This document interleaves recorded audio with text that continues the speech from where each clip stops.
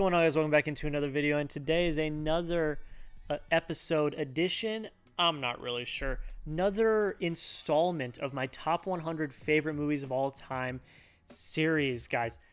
Like I say every episode, I promise we will finish this by the end of the year, and today we are getting even further into the ranking. We are doing 80 through 71, and I'm looking at the list on my laptop off to the side here. We got some pretty good ones to talk about today. So what I want you guys to go down and do when this video is over, let me know what your favorite movie is that I talked about today. I'm talking about 10 films today. Let me know which one is your favorite, but you got to watch to the end to make sure you guys can comment. But I'm very excited to talk about these films. Like I already said, we got some really awesome entries into the list today. And the one thing I want to plug before we get any further, let me look at my schedule just to confirm this really quick. Because I don't remember when this video is coming out. Yes. Okay, so this is coming out on Monday. Or Wednesday. Whatever day the 20th is. That's a Wednesday. Okay, well, the day you are watching this, I just dropped another episode of my podcast, Fanatic Film Review, talking about The Last Duel. I haven't recorded it yet. I may have a guest. I may not have a guest, but I'm recording this video in advance because I haven't seen The Last Duel yet. But I know it's going to be a great conversation. Go check it out. And also, if you have not already, go check out the episode from the week before on No Time to Die, where I sit down with Sasha and we talk for over an hour about the final installment of Daniel Craig's James Bond. It's really a good one, and I really enjoyed it, and I'm sure that the episode on The Last Duel is just as great. Go check them out. Go check out the podcast. The links will be down in the description. It really does mean the absolute world. I'm not doing as much YouTube content now, but I'm really trying to grow the podcast. So if you've not already, please go check out the podcast. It really does mean the absolute world. But that's not what we're talking about today. Today we are doing 80 through 71 in my top 100 favorite movies of all time. And I think without further ado, let's just get into it. Basically, they're going to be short reviews. I'm just going to tell you why they're on the list, why I love them so much, and that's kind of it. So, coming in at number 80 is The Big Short. This, I believe, and I'm going to confirm it right now. Yep, I'm 100% right. This is Adam McKay doing what Adam McKay does. He's taking a topic that may not be very interesting, the housing bubble in 2008 and like the crash and things like that, and making it interesting and telling a story that is thoroughly interesting. And you get really awesome performances in here from Christian Bale, Steve Carell, Brad Pitt, Ryan Gosling, you name it. And it's Adam McKay has a way of making really boring, mundane topics, making them very interesting and making them funny. I mean, this is a rather funny movie about an event that's not funny at all, but I was left thoroughly intrigued. I really enjoyed this film. I think the performances are really what stands out. I think Christian Bale is one of the best working actors today. I mean, I think that's just kind of unanimously decided, is that he's one of the best. But this is another fantastic role for him in particular. I really enjoyed this one. Go check it out if you haven't. Adam McKay's got a new film coming out in December, Don't Look Up, which everyone is talking about. The Big Short is another really great one from him, so go check that out. It comes in at number 80 on my list. 79, How to Train Your Dragon 2. I keep saying, I thoroughly believe that the How to Train Your Dragon franchise, the trilogy, rivals and competes. It's not like there is no competition. It competes with the Toy Story trilogy, which is now a quadrilogy, but the original trilogy, as the greatest animated trilogy of all time. I thoroughly believe that. Like, I'm not just saying that to say it. I thoroughly believe that the How to Train Your Dragon trilogy competes with, and I think is better than the Toy Story trilogy. And this film is a big reason why. I love that in this film, and this is, I think, my least favorite of the three, and it's saying something for it to be in my top 100 of all time. What this film does so well is it adds stakes to a kid's movie. Adds stakes, adds emotion in it. You know, the main conflict of the first one is, oh, our people hate dragons.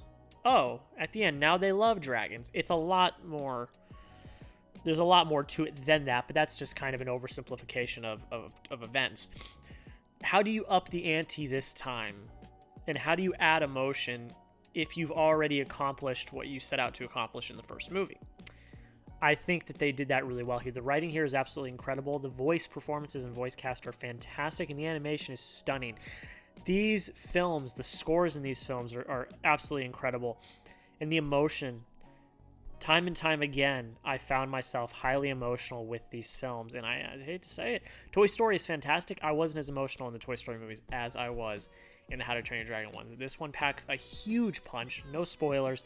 This one packs a huge punch. I really love it. I love the furthering of our character story arcs, and they're just fantastic. If you've not seen the How to Train Your Dragon trilogy, I implore you, I beg you, go watch these films because they are absolutely fantastic, and they are for people of all ages. Yes, they're animated movies. Yes, they're kids movies, but they really hit. Like I saw them in 2019 when the third one came out. I saw all three of them.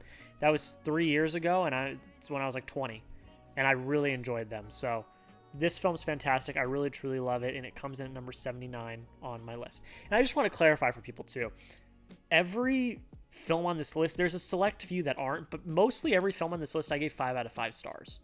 So just because How to Train Your Dragon 2 is at 79 on the list, it's still got 5 out of 5 stars.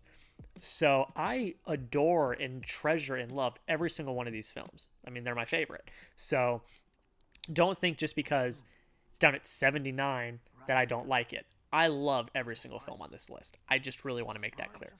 Coming at number 78, this one's for you, Sasha. The Town. This film's absolutely fantastic. Ben Affleck directing, I believe he wrote it as well, and he starred in it. Gives a fantastic performance along with Jeremy Renner, who I think gives one of the best performances in that. The story is gripping.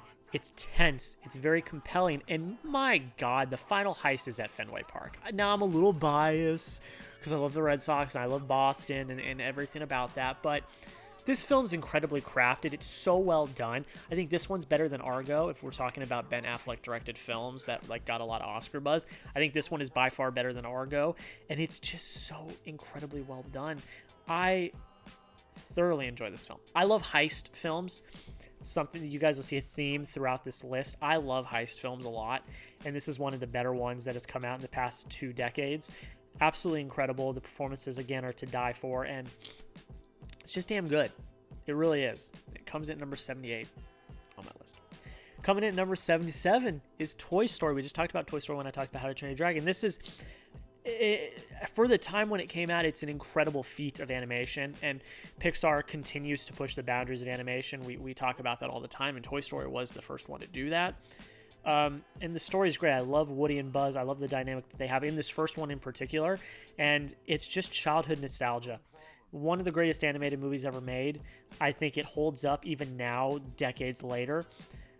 Incredible voice performances. The score is great. The writing here is fantastic, and it's just a damn good movie. Not even just a good animated movie. It's a damn good movie.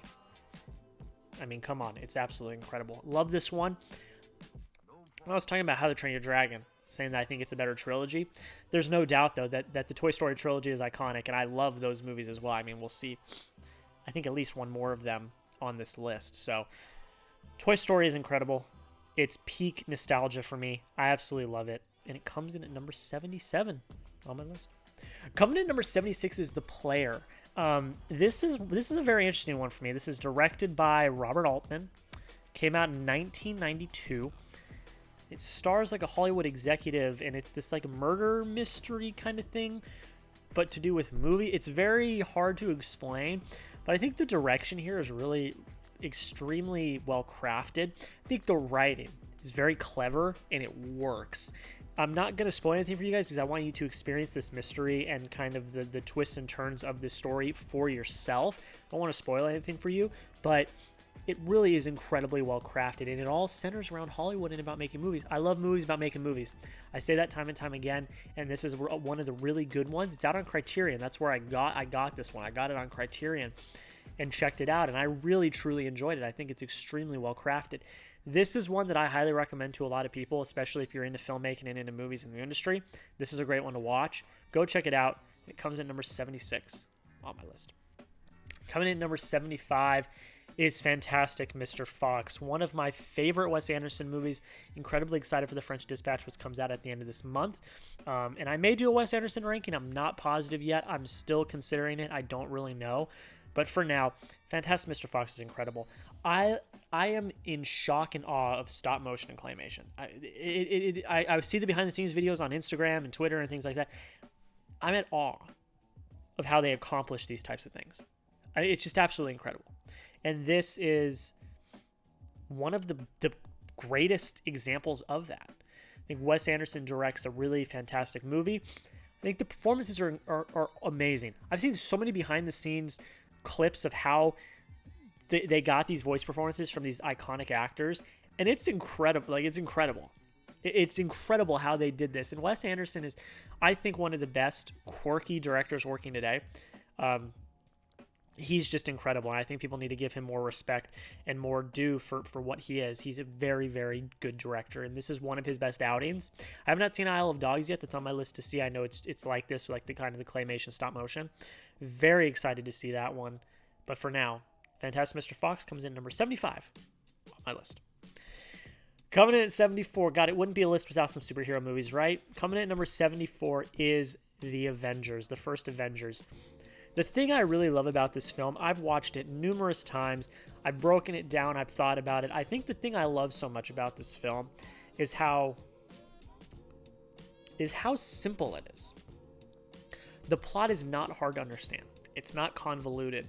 And with that, then we are able to get our heroes interacting with each other for the first time, because that's what this film is. The main draw of this film is we have all these heroes from all these different movies, and they are coming together and interacting for the first time.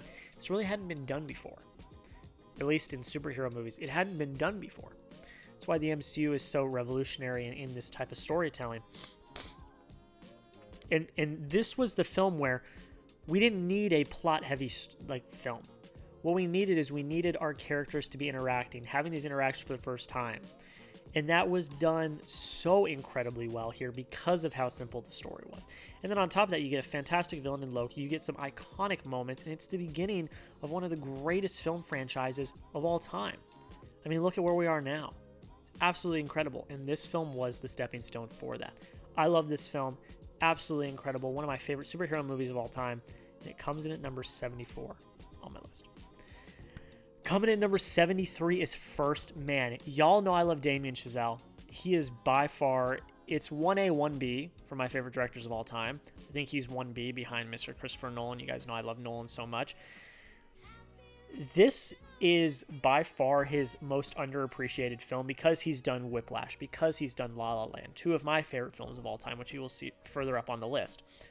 But this film is interesting because it's very quaint, it's very quiet, and it's very subtle.